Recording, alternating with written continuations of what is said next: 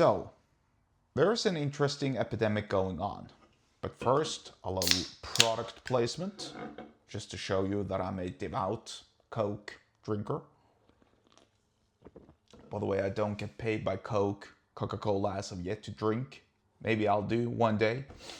We shall see. Anyway, so this is a kind of a brilliant idea, really.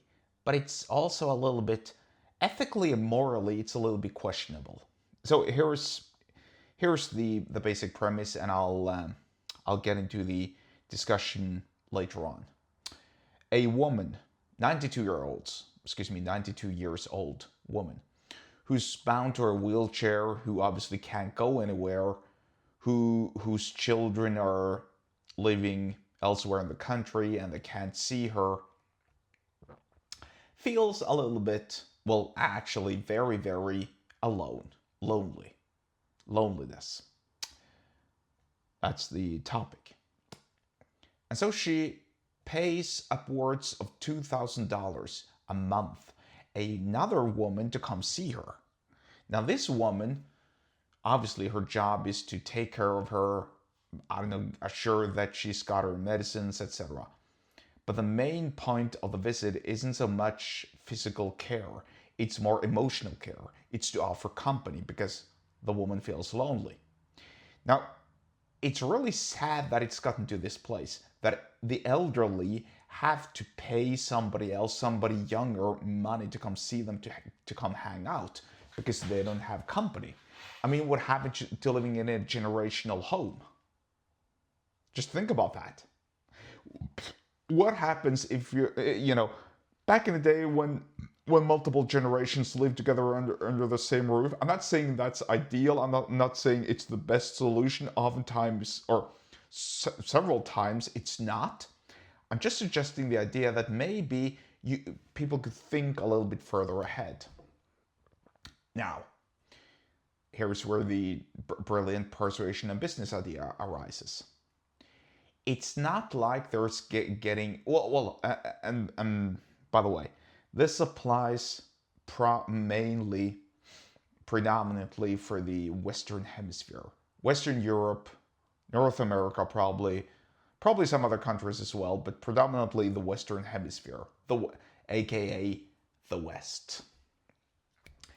Well, guess what? It's not like there's gonna be any shortage of older and lonely people. I mean, the number of old people are just gonna skyrocket. The baby boomers, why do you think they're called the baby boomers? Because there was a boom of births after the Second World War, and now that generation is getting old. Some of them are dying, but some of them are not, and a lot of people feel lonely. But guess what? There's an even better business opportunity here, because if you're a young stud, and I'm arguing actually that a young man could do this as well, because a lot of these home care workers, especially these visitor,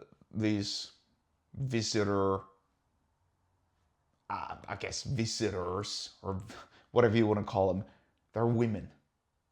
How about you as a young man offer the same sort of service? I guarantee you there's a wealth, there's an abundance of people who want to pay you to go out and to visit older people to keep them company, because they're getting bored and they're not doing well. And yeah, you could discuss the ethics and the morals and say that it's wrong and that it's bad, but I mean, if you're a young stud and you want to make a quick buck or two and you want to do some decent work and you're old, you have money, but you don't have company, what are you waiting for? Really? And you know what else? Given the tremendous polarization of politics, religion, and so on, the gender wars, etc., even younger people, even my generation, the millennials, feel lonely. And there's a lot of millennials and probably Gen Xers and maybe even Gen Zers who don't have anyone to talk to, but they're too afraid to commit. So the solution is just to pay someone to keep them company. Or so, if you're a young man, there's a lot of cougars out there. Know what I mean? I'm not suggesting anything, I'm just letting you know. Maybe it's I'm not going to suggest the other way here, but obviously, I'm not going to go there. You know what I mean. You know what I'm referring to. That got out all wrong. I was referring to the fact that if you're young and if you have older people who want company, you should accept money in exchange for giving them your company. That's what I was referring to. Whatever, I don't need to explain my jokes. Either you take them or you don't. If you want to learn more about persuasion, because this is Persuasion 101, then get subscribed to my email list. The link to this hosted the episode description wherever you're watching and or listening to this, and I'll see you there.